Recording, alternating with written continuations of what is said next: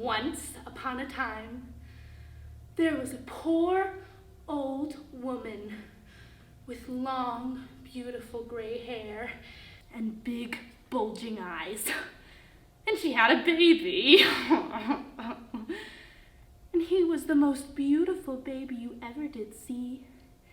He had big muscles, and he had big curly hair and big bulging eyes. And she named him Lucky because it was prophesied that he would marry the king's daughter, the princess, when he was 14, and he would have luck through his whole life.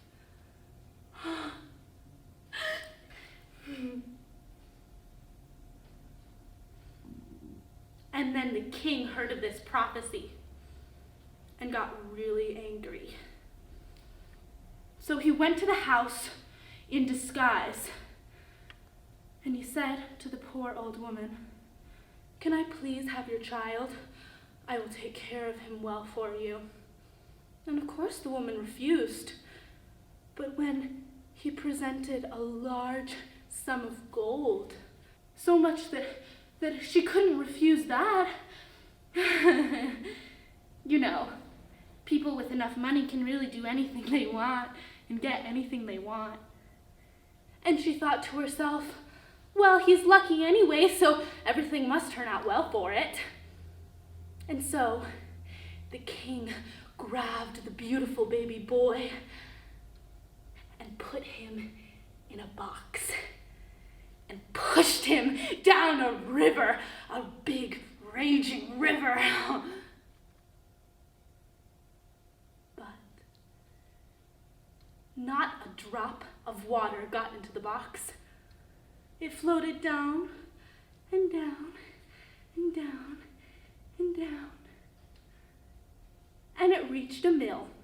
And the miller boy opened the box and saw this beautiful, very strong, curly-haired baby boy, and immediately brought him to the miller and his wife. And they raised him to be tall and handsome and strong. And one day, the king came to the mill and saw this beautiful, strong young man and said, "Is this your son?" And the miller said, "No, we found him in a box 14 years ago." And the king knew it was the same little strong boy that he had tried to get rid of. And since he was king, and kings can do anything they want to do whenever they want, he ordered him to go deliver a letter to the queen. And he wrote inside it, "As soon as this young man gets to the castle, kill him immediately."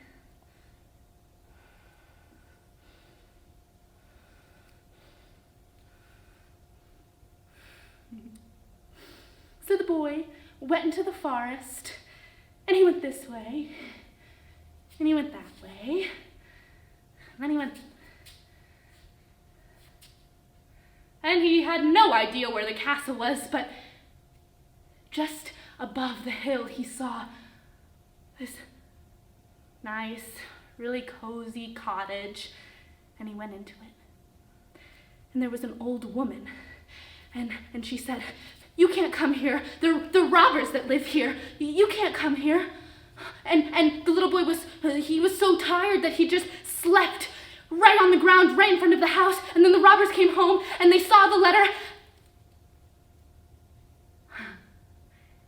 And the hard-hearted robbers' hearts softened.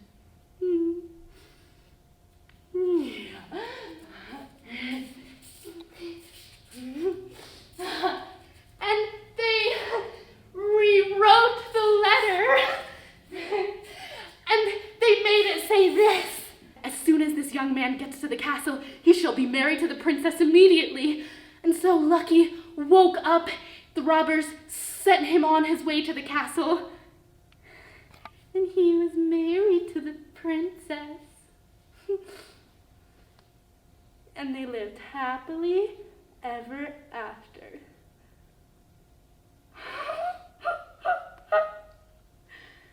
Just kidding. So the king arrived to the castle and was so angry because Lucky had married his daughter. "If you want to keep my daughter," he said, "you have to get 3 golden hairs from the devil." But Lucky wasn't scared. He thought, "I've had luck my whole life. Surely this won't ruin it." So he went into the forest because that had worked for him before. And as a matter of fact, he really liked the princess and wanted to keep her as his wife. So he turned around, searching for hell. And since he was so lucky, there it was. Entrance to hell. So he slipped right in, and there he saw a large river.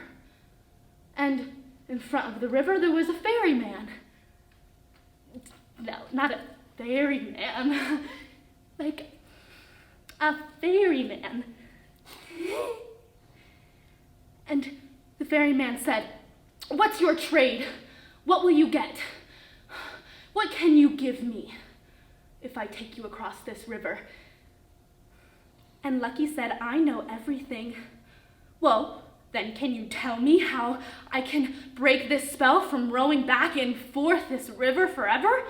"Well, I do know," said Lucky. "And I'll tell you when I get back." So he got to another gate when he crossed the river, and the gatekeeper said, "What's your trade? What do you know?" And Lucky said, "I know everything." "Well, can you tell me why the beautiful golden apple tree won't even bear a leaf?" "I do know that," said Lucky, "but I'll tell you when I come back." So he got to the 3rd gate, and the gatekeeper said, "What's your trade? What do you know?" "Well, I know everything," said Lucky. And then he said, "Well, can you tell me why the wine doesn't flow freely in the fountain anymore?" "I will when I get back," said Lucky.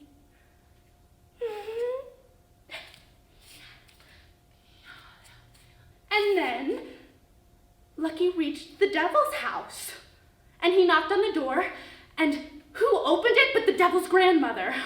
And the devil wasn't home, so she said, "What can I do for you?"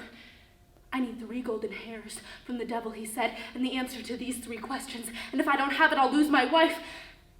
And so the grandma turned him into a little ant. "I'll help you," she said. "Just crawl into the crevice of my dress, and I'll help you."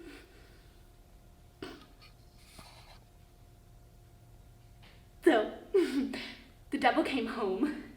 "I smell man's flesh." "Oh, I'm sure it's just all the leftover man's flesh that you've been around all day, dear." And the devil was so tired that he just fell right asleep on Grandmama's lap. Boink!